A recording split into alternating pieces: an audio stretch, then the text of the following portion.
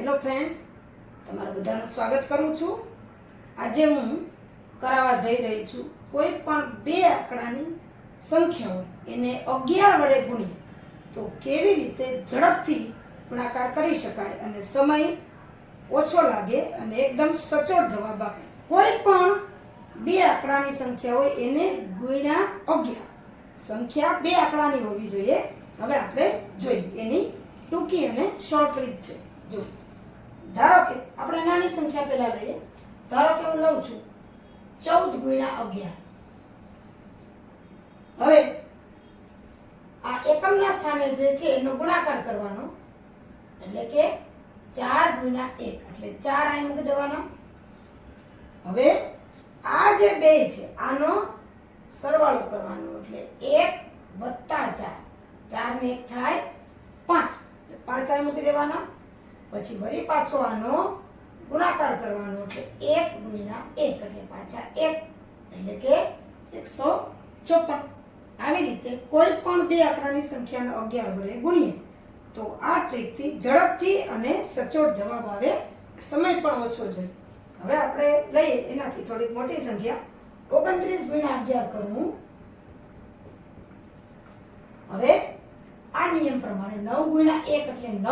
હવે આ બેનો સરવાળો 2 વત્તા 9, 9 ને 2 11, 11 નો એકડો વધી આવી 1 અને 2 ગુણ્યા 1 2, 2 ને 1 3 એટલે કે 319. હવે આગળ આપણે કરીએ 47 ગુણ્યા 11.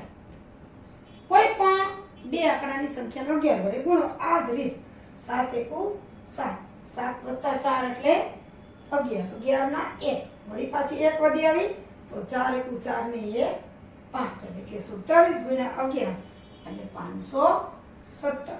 હવે આપણે લઈએ 68 ગુણ્યા 11. કોઈ પણ ને 11 વડે ગુણવાના છે. 8 એકુ 8, 8 ને 6, 14 ના 4 વધી આવી 1, 6 એકુ 6 ને 1 7. હવે આપણે મોટા આંકડા લઈએ કે 99 ગુણ્યા 11.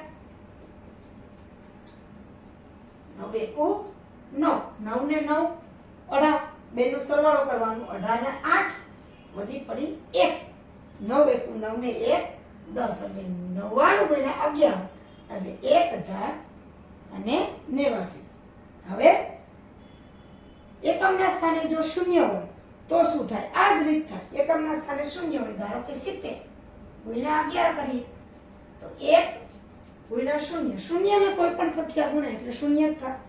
0 પછી 7 વત્તા 0 એટલે એની સંખ્યા થાય 7 અને 7 એકુ 7. કોઈ પણ સંખ્યા, દાખલા તરીકે 80 ગુણ્યા 11 કરીએ તો આ જ રીત 1 ગુણ્યા 0 એટલે 0, 8 વત્તા 0 એટલે કે 8 અને 8 એકુ 8. આ રીતે થાય. હજી આગળ આપણે કરીએ તો 42 ગુણ્યા 11 કરીએ.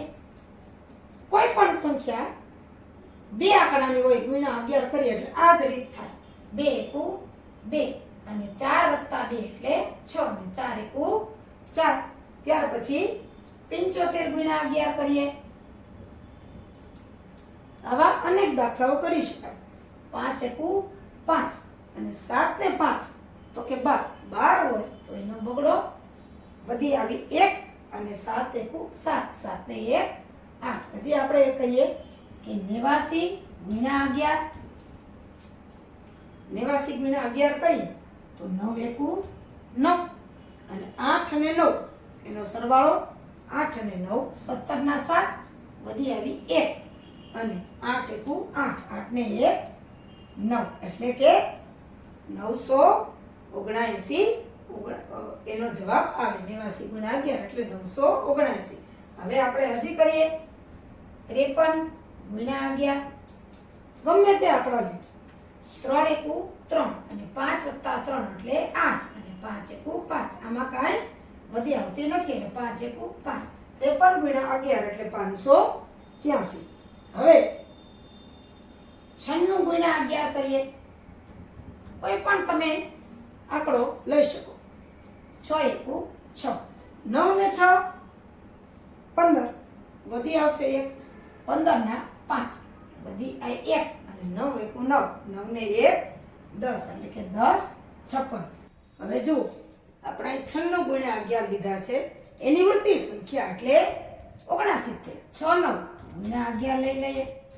96 ની ઉલટી સંખ્યા કરી નાખી છે તો 9 એકુ 9, 9 ને 6, 6 ને 9 15 ના 5, વધી આવી 1, 6 એકુ 6 ને 1 7 એટલે 69 ગુણ્યા 11 એટલે 759. જવાબ આવે. કોઈ પણ સંખ્યા તમે લ્યો, પાછી એકાદી 0 ની લઈ લઈએ કે